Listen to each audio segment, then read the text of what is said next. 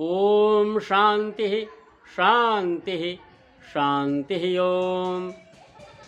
मित्रों, बहुत से सज्जनों का और तथाकथित देशभक्त लोग बार बार महात्मा गांधी जी के ऊपर उंगली उठाते हैं और कहते हैं, बल्कि चिढ़ाते हैं कि क्या चरखा चलाने से आज़ादी मिली थी।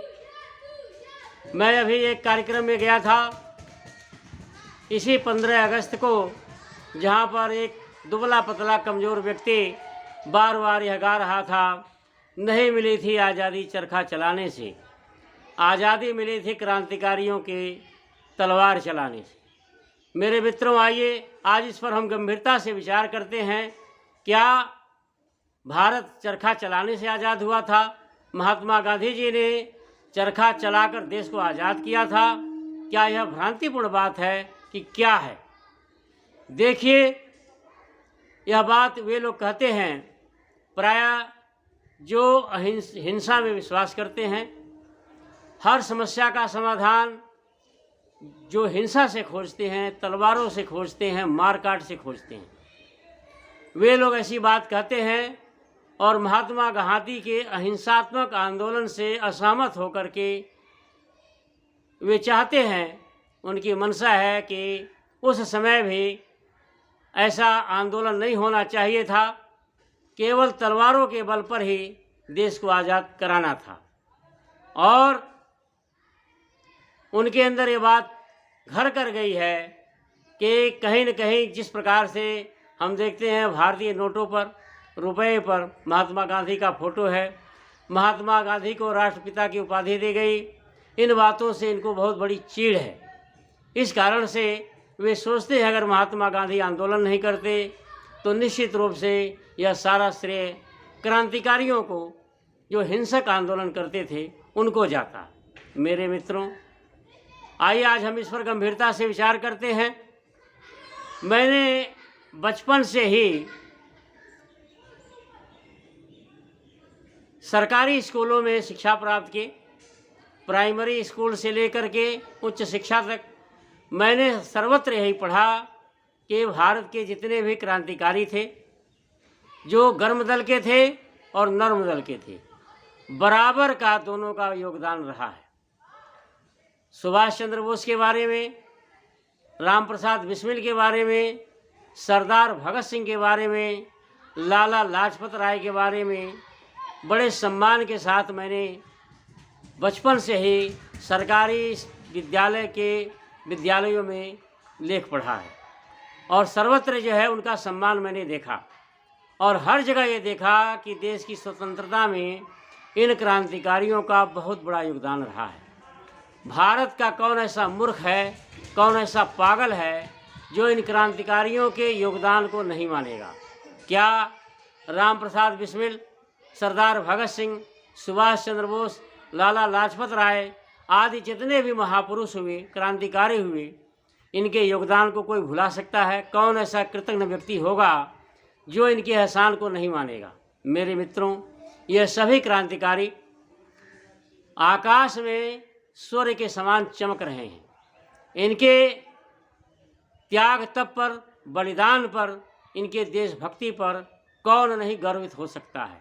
लेकिन मेरे मित्रों, इन्हीं के साथ साथ महात्मा गांधी जी का भी बहुत बड़ा हाथ रहा है। महात्मा गांधी जी के साथ साथ महात्मा गांधी के जितने भी शिष्य थे, इनके अनुयायी थे, क्या इनका योगदान कम रहा है? मेरे मित्रों, बरबस लोग कोशिश करते हैं कि महात्मा गांधी का नाम कैसे जो है विश्व में मंडित है। तो इसलिए इनके इन प्रकारेण अपनी खींच उतारने के लिए बार बार ये बात कहते हैं क्या चरखा चलाने से आज़ादी मिली थी।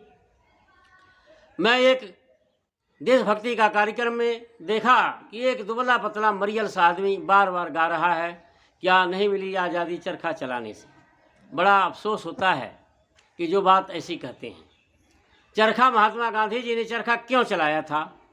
हम सभी जानते हैं, देश गुलाम था और बहुत सी वस्तुएं विदेशों से आती थी, कपड़ा भी विदेशों से आता था।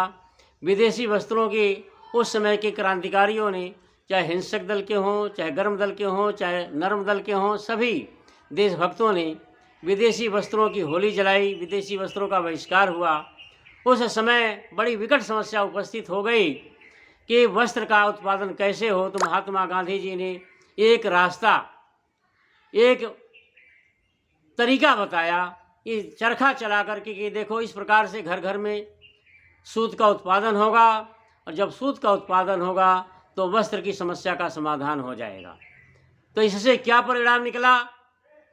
बहुत सी महिलाएं, हम देखते हैं आज भी बहुत सी महिलाएं पर्दा में होती हैं, घर के बाहर नहीं जाती, घर के बाहर नहीं निकलती। यहाँ तक कि हमारे घर की ही महिलाएं, हमारी माँ भी घर के बाहर जो है झाड़ू तक नहीं लगाती थी। इसका क्या परिणाम निकला? चरखा चलाने से जो महिलाएं घर में रहती थीं, भोजन बनाने के अतिरिक्त कोई कार्य नहीं करती थी और सदैव प्राय बीमार रहती थीं, भोजन का सेवन करती, साथ साथ दवा का भी सेवन करती थीं, उनके लिए एक बहुत बड़ा कार्य मिल गया। तो क्या हुआ? वे जो है चरखा चलाने लगीं और एक ही परिवार में कई कई महिलाएं चरखा चलाने लगीं। इसका क्या परिणाम निकला? चरखा चलाने से उनको छोटा एक रोजगार मिल गया। बैठे बैठे जो कोई कार्य नहीं करती थी सिवाय भोजन बनाने के, घर में चरखा चला करके एक छोटा मोटा रोजगार शुरू कर दिया। और धीरे धीरे उनके घर में गर्म कपड़े के, बिस्तर के, चादर के, धोती कुर्ते की, महिलाओं के कपड़ों की समस्या समाधान हो गया मेरे मित्रों। और धीरे धीरे देश जो है वस्त्र के मामले में स्वावलंबी हो गया।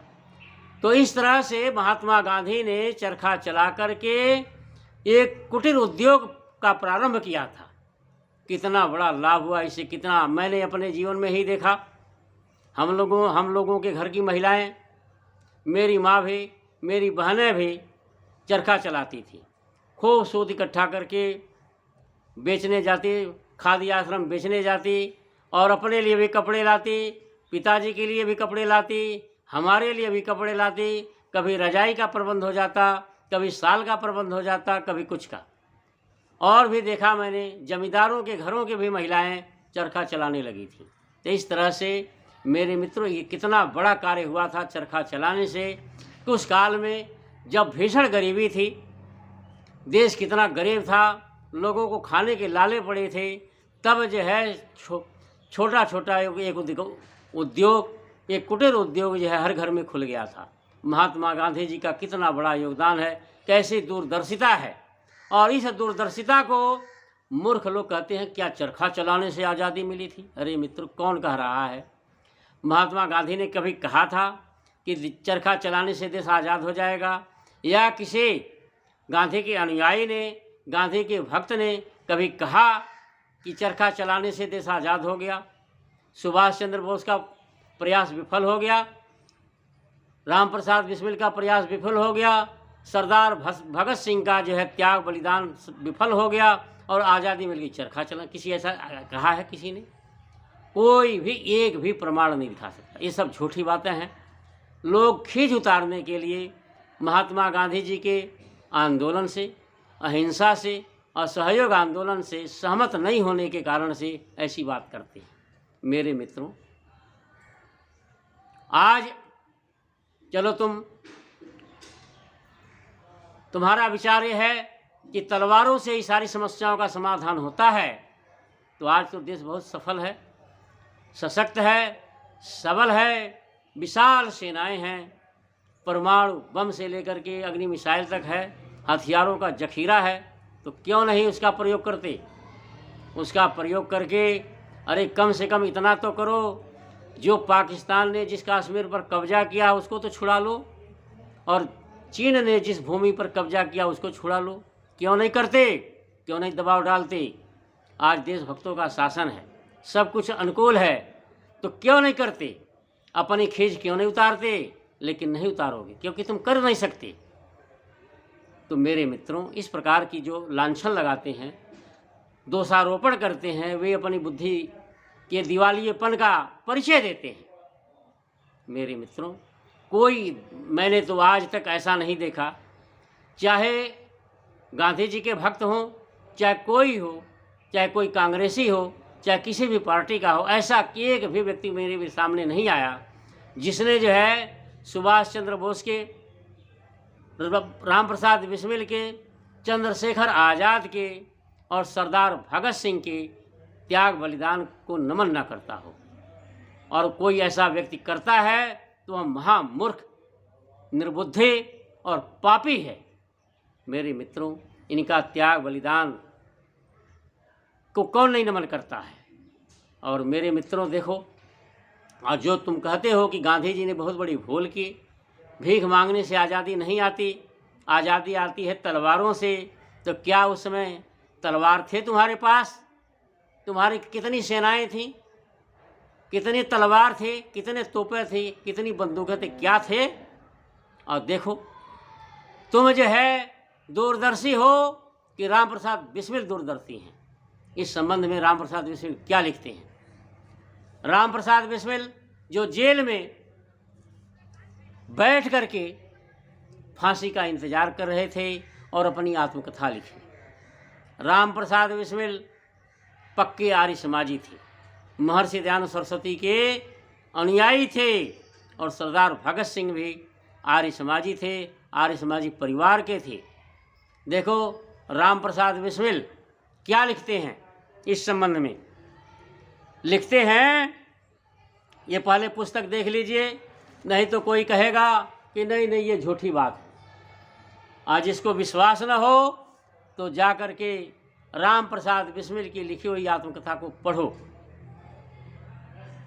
लास्ट में यह जो है, अंत में जो ये राम प्रसाद बिस्मिल लिखते हैं, क्या लिखते हैं? मैंने कैथोराइन की जीवनी का अंग्रेजी भाषा में अध्ययन किया, मुझ पर उसका बड़ा प्रभाव पड़ा। मैंने तुरंत उसकी जीवनी कैथोराइन नाम से हिंदी में प्रकाशित कराई। मैं भी उसी प्रकार का काम करना चाहता था, पर बीच में ही क्रांतिकारी दल में फंस गया।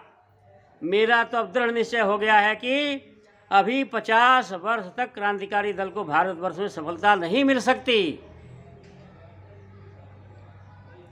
क्योंकि यहाँ की स्थिति उसके उपयुक्त नहीं है। अतएव क्रांतिकारी दल का संगठन करके व्यर्थ में नाविकों के जीवन को नष्ट करना और शक्ति का दुरुपयोग करना आदि बड़ी भारी भूलें हैं। आंख खोल करके पढ़ लेना, हो सकता है तुम्हें झूठा लगे। 2-4 पुस्तकें खरीदना और सब में मिला लेना कि ये बातें हैं कि नहीं तो कहोगे ये तो मनगढ़ंत बातें हैं। इससे लाभ के स्थान में हानि की संभावना बहुत अधिक है। नयुकों को मेरा अंतिम संदेश यही है कि ये रिवॉल्वर या पिस्तौल को अपने पास रखने की इच्छा को त्याग करके सच्चे देश सेवक बने। अब बताइए, कहते हैं रिवॉल्वर हथियार को त्याग करके सच्चे देश सेवक बने, और महात्मा गांधी ने त्याग दिया तो जो देशभक्त थे ही नहीं। कैसी विडंबना है? एक क्रांतिकारी, महान देशभक्त, महान ईश्वर भक्त, धर्मात्मा और बहुत बड़े लेखक कवि राम प्रसाद बिस्मिल क्या लिखते हैं? कितने दूरदर्शी थे कि रिवॉल्वर हथियार को छोड़ दो, सच्चे देशभक्त बनो। हम ये नहीं कहते हैं कि जो हथियार रखे थे देशभक्त नहीं थे, लेकिन राम प्रसाद बिस्मिल लिखते हैं। तो जो ऐसी बात कहते थे महात्मा गांधी, हथियार को छोड़ करके अहिंसा के माध्यम से हम देश को आज़ाद कराए थे, उनको तो तुम मानते ही नहीं। और राम प्रसाद बिस्मिल क्या लिखते हैं, इसका उत्तर देना, कमेंट्स भी करो मेरे इस वीडियो पर। इसका उत्तर मेरे भाइयों देना, कमेंट्स करना, अपने विचार लिखना। पूर्ण स्वाधीनता उनका ध्येय हो और वह वास्तविक साम्यवादी बनने का प्रयत्न करें। फल की इच्छा छोड़ करके सच्चे प्रेम से कार्य करें। परमात्मा सदैव उनका भला करेगा। देखिए, इसमें एक बात आई है, साम्यवादी। साम्यवाद का मतलब नास्तिकवाद नहीं होता है। ये तो रूढ़ हो गया कि जो साम्यवादी कम्युनिस्ट होते हुए नास्तिक होते, लेकिन साम्यवाद का संबंध नास्तिकता से नहीं है। लेकिन उस जब साम्यवाद का आंदोलन चला तो जो तथाकथित मजहबी लोग थे उनसे उनका खूब टक्कर हुआ। इस कारण से परस्पर विरोध बढ़ता गया और वे जो है मजहब के, धर्म के विरोधी, ईश्वर के विरोधी हो। नहीं तो साम्यवाद का कहीं सिद्धांत में नहीं है कि ईश्वर को न मानो। अब देखो, राम प्रसाद बिस्मिल कहते हैं साम्यवादी बनो और ईश्वर उनका भला करेगा, परमात्मा से प्रार्थना भी करते। राम प्रसाद बिस्मिल, इसका मतलब राम प्रसाद बिस्मिल साम्यवादी थे। साम्यवादी का मतलब समानतावादी। साम्यवादी का मतलब होता है समानतावादी, हर मानव में, हर प्राणी में जो समान भाव रखता है। देखो, वेद का मंत्र कहता है यस्तु सर्वाणि भूतानि, सबसे पक्का साम्यवादी वेद है। वेद से बड़ा साम्यवाद, वेद से ज़्यादा साम्यवाद कहीं पर नहीं। ये जो साम्यवादी होते हैं या कम्युनिस्ट, ये झूठे होते हैं। झूठा इनका साम्यवाद है। क्यों? क्योंकि यह पक्षपात, बहुत ज़्यादा पक्षपात करते हैं। जो साम्यवादी होता है वह मानवतावादी होता है, प्राणी मात्र के प्रति जो है वैरभाव नहीं रखता। तो देखो वेद मंत्र क्या कहता है, यस्तु सर्वाणि भूतानि आत्मनि एवं पश्यति सर्वभूतेषु च आत्मानं ततो न विचिकित्सति, कि जो सभी प्राणियों में मैत्री भाव रखता है, एकात्म भाव से देखता है, अपनी आत्मा की तरह समझता है, निश्चित रूप से वह ईश्वर का भक्त है। ये वेद कहता है मित्रस्य चक्षुषा सर्वाणि भूतानि समीक्षन्ता, सभी प्राणियों को मैत्री भाव से देखो। क्या साम्यवादी सबको मैत्री भाव से देखता है? देख ही नहीं सकता। वह जो संपन्न को देख करके तो जल भुन जाता है, उसके दिमाग में ये चोरी से संपन्न हुआ है। ये झूठ है मेरे मित्रों। ऐसा जो कहते हैं कि जो संपन्न हैं वे सब चोरी से ही बने हैं, ये सब झूठ है। बहुत से जो ऐसे लोग हैं जो छल कपट से संपन्न होते हैं, और बहुत से लोग होते हैं जो अपने मेहनत से होते हैं। इसको स्वीकार करना चाहिए।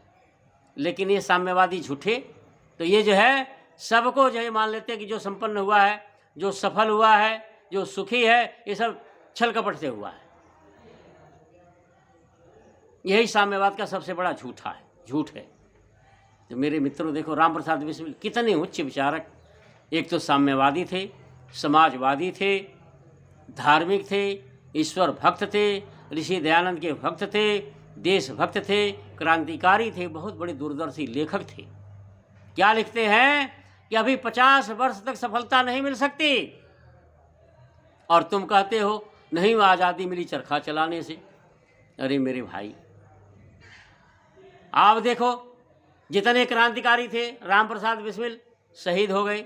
शहीद ए आजम राम प्रसाद बिस्मिल शहीद हो गए। शहीद ए आजम भगत सिंह शहीद हो गए। शहीद ए आजम चंद्रशेखर आज़ाद शहीद हो गए। और महानायक सुभाष चंद्र बोस, जिसको सारा संसार प्रणाम करना चाहिए। मैं तो कहता हूँ ऐसा क्रांतिकारी, इतना महान नेता सुभाष चंद्र बोस जैसा विश्व में नहीं पैदा हुआ। हम तो ये मानते हैं। हमें तो गर्व है कि भारत में पैदा हुई, सुभाष चंद्र बोस पैदा हुए। इतने महान नेता थे, लेकिन बेचारे बहुत बड़ा प्रयास किया था, अद्भुत कार्य करके दिखाया, चमत्कार कर दिया, लेकिन बेचारे सफल नहीं हुए, देश छोड़कर चले गए। तो आज़ादी कैसे मिलती? सारे क्रांतिकारियों के ऊपर उन्होंने अपना प्रभुत्व कायम कर लिया अंग्रेजों ने। कैसे मिलती आज़ादी और कैसे मिली? तो मेरे मित्रों, यह बहुत बड़ी भूल है कि जो ये कहता हो कि सिर्फ महात्मा गांधी ने देश को आज़ाद कराया, वह भी भूल कर रहा है। और जो यह कहता है कि महात्मा गांधी जी से देश आज़ाद नहीं, वो भी बहुत बड़ी भूल करता है। अरे मेरे मित्रों, बहुत सी समस्याओं का समाधान अहिंसा से भी हो जाता है। पूना पैक्ट को भूल गए, पूना पैक्ट को भूल गया हिंदू समाज। जब पूना पैक्ट के संबंध में महात्मा गांधी जी ने अनशन किया था, वह अंग्रेजों की क्या नीति थी?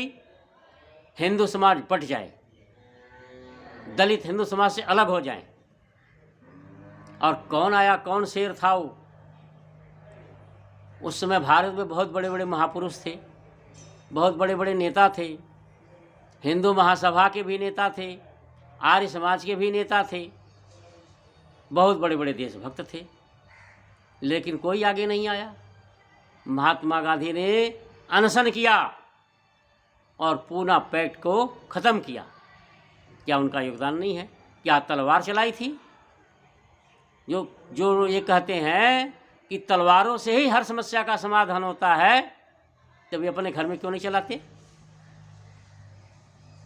जब तुम्हारा लड़का बिगड़ता है तब तो टाइ टाइ फिस, तब नहीं कहते तलवार से समाधान करेंगे। अपने घर का समाधान तलवार से नहीं करते। हर समस्या का समाधान तलवार से नहीं होता है, हर जगह तलवार नहीं चलती है। उस समय देखो राम प्रसाद बिस्मिल स्वयं कहते हैं कि यह हथियार का समय नहीं है। 50 वर्ष तक अभी देश को आज़ादी जो है हथियारों से नहीं मिल सकती। तो पूना पैक्ट में महात्मा गांधी जी ने जो अनशन किया, विश्व प्रसिद्ध अनशन, चमत्कारिक रूप से, उसी के संबंध में देखो एक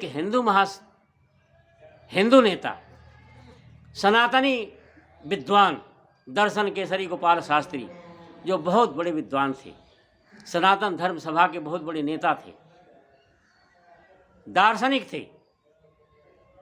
एक तो दार्शनिक विचारों से होता है, एक पढ़ लिख करके दर्शन पढ़ करके 6 दर्शनों को पढ़ करके दार्शनिक बनता है। तो वे संस्कृत के बहुत बड़े विद्वान थे, दर्शनों के बहुत बड़े विद्वान थे, जो हमारे षड दर्शन हैं। क्या लिखते हैं? हिंदू सूत्रात्मा को छूने वाले महात्मा गांधी ने अनशन रूपी ब्रह्मास्त्र से हिंदू जाति को बचा लिया। देखो इतने बड़े विद्वान क्या कहते हैं महात्मा गांधी के बारे में कि हिंदू सूत्रात्मा को छूने वाले महात्मा गांधी ने अनशन रूपी ब्रह्मास्त्र से हिंदू जाति को बचा लिया। ये ब्रह्मास्त्र का प्रयोग किया था महात्मा गांधी ने, तलवार का, एटम बम का प्रयोग किया था। हिंदू जाति को बचाया, निश्चित रूप से बचाया। जिसका हृदय स्वच्छ होगा वो निश्चित रूप से स्वीकार करेगा। नहीं तो दलित अलग हो जाते, फिर हिंदू बहुत अल्पमत में आ जाते, हिंदुओं की संख्या घट जाती, कितनी बड़ी हानि होती। किसने बचाया? क्या उस समय हथियार का प्रयोग किया गया था? और मेरे मित्रों देखो, उसका इतना बड़ा प्रभाव पड़ा। पूना पैक्ट के संबंध में महात्मा गांधी जी ने अनशन किया था कि सनातन धर्म सभा ने घोषणा कर दे कि हम भी अब छुआछूत का विरोध करेंगे। अगर ये मान लो हिंदू समाज अगर छुआछूत का विरोध नहीं करता, छुआछूत को नहीं छोड़ता, तो क्या ये दलित बचते, हिंदू बने रहते, मुसलमानों की, ईसाइयों की संख्या नहीं बढ़ जाती? करोड़ों में करोड़ों जो है दलित मुसलमान बनते, करोड़ों दलित ईसाई बनते, और करोड़ों में हिंदुओं की संख्या कम हो जाती। अब बताओ। तो मेरे मित्रों, जो भाई ये कहते हैं कि नहीं मिली थी आज़ादी चरखा चलाने से, कटाक्ष करते हैं, खिल्ली उड़ाते हैं, ये मेरे मित्रों बहुत बड़ी भूल कर रहे हैं। वह समय ही ऐसा था कि अहिंसक आंदोलन से ही देश को आज़ाद कराया जा सकता था। जितने भी दूरदर्शी गंभीर विचारक थे, देखो राम प्रसाद बिस्मिल ने स्वीकार किया, और महात्मा गांधी तो बहुत दूरदर्शी थे। उन्होंने ऐसा, और दक्षिण अफ्रीका में, ये मानते हो कि नहीं मानते हो, जो महात्मा गांधी के विरोधी हैं, गालियां देते हैं, क्या उनको पता नहीं है दक्षिण अफ्रीका में भारतीयों के साथ क्या होता था? अरे जैसे पशुओं के साथ व्यवहार होता है, पशुवत व्यवहार होता था। अंग्रेज भारतीयों के साथ पशुवत व्यवहार करते थे। और महात्मा गांधी गए थे पैसा कमाने, वकालत करने, लेकिन क्या कर बैठे? पैरों में कुल्हाड़ी, अपने पैर में कुल्हाड़ी मार ली और भारतीयों के लिए जो है लड़ पड़े। तो कौन सा हथियार उठाया था? Atom bomb. कितने गोले दागे थे। अहिंसक आंदोलन से ही तो वहाँ पर भारतीयों को वोट देने का अधिकार मिला, भारतीयों को अधिकार मिला, भारतीय सुरक्षित हुए। और उसके बाद देखो कितना बड़ा त्याग किया महात्मा गांधी ने। गए थे नौकरी करने, जवान थे, बूढ़े नहीं थे, बच्चे छोटे थे। उस समय सबकी अरमान होते कि हम खूब पैसा कमाएं, बच्चों को अच्छी तरह शिक्षा दें, अच्छा मकान बनाएं, सब कुछ करें। लेकिन महात्मा गांधी क्या कमा कर लाए थे। दक्षिण अफ्रीका में जब उन्होंने आंदोलन किया, अंग्रेजों के खिलाफ भारतीयों को अधिकार दिलाया, तो क्या कमा कर लाए थे विदेश से पैसा। जब चलने लगे तो सभी भारतीयों ने कुछ न कुछ उनको उपहार में दिया। और बहुत से जो गुजराती व्यापारी थे, बड़े संपन्न लोग थे, उन्होंने सोने चांदी के जेवर भी दी। पत्नी बड़ी खुश हुई, दोनों बच्चे भी बड़े प्रसन्न हुए कि खूब जो है खूब पैसा मिल गया, खूब जेवर मिल गए, सोना चांदी मिल गया, बड़े प्रसन्न हुए। लेकिन महात्मा गांधी ने कहा नहीं, एक तिनका भी नहीं लेंगे। बच्चों को मनाया, मुश्किल से बच्चे माने।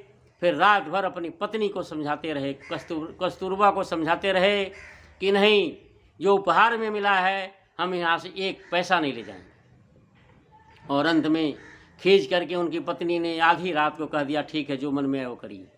तो महात्मा गांधी ने सारा पैसा, सारा सोना चांदी जो भी उपहार में मिला था, सबका सब एक जो है भारतीयों के इलाज के लिए ट्रस्ट बना दिया। और फिर भी लोग कहते हैं कि चरखा चलाने से आज क्या आज़ादी मिली थी। अरे मेरे मित्रों, महात्मा गांधी का योगदान इस देश नहीं, पूरे विश्व पर है, मानव जाति पर है। महात्मा गांधी ने एक दर्शन दिया, और इसी दर्शन से, इसी गांधीवाद से ही देश की उन्नति हो सकती है। इसी गांधीवाद से ही भारत में शांति आ सकती है। नहीं तो देख लेना, ऐसी हवा बन रही है कि ईंट से ईंट बजने वाला है, अशांति सर्वत्र दिखाई दे रहा है। ये महात्मा गांधी का गांधीवाद ही देखो, अहिंसा से क्या नहीं होता है। खान अब्दुल गफ्फार खां पख्तून पठान थे, महात्मा गांधी के विचारों से प्रभावित होकर के अहिंसक आंदोलन में सहयोग किया। देश की स्वतंत्रता में उनका योगदान रहा और विभाजन का जीवन भर विरोध करते रहे। इसी कारण से पाकिस्तान में उनको 27 साल जेल में बंद रखा गया। लेकिन उन्होंने खुदाई खिदमतगार एक संगठन बनाया, जो लाखों पठान जो है अहिंसक बन गए। लाखों पठान अहिंसक बन गए। कैसे बन गए? क्या मामूली बात है? तो मेरे मित्रों, महात्मा गांधी का जो अहिंसक आंदोलन था बहुत उचित था और प्रासंगिक था। जो लोग यह कहते हैं, जो भाई ऐसी बात कहते हैं, निश्चित रूप से वे भूल कर रहे हैं। सभी महात्मा गांधी का भी बहुत बड़ा योगदान है, लाल बहादुर शास्त्री जी का बहुत बड़ा योगदान है, और सरदार वल्लभ भाई पटेल, जितने भी महापुरुष हुए, स्वामी विवेकानंद जी का, महर्षि दयानंद सरस्वती का, और जितने भी क्रांतिकारी हुए, सुभाष चंद्र बोस का, चंद्रशेखर आज़ाद का, शहीद आजम आर्य भगत सिंह का और आर्य राम प्रसाद बिस्मिल का बहुत बड़ा योगदान है। हमें सबके एहसान को मानना चाहिए।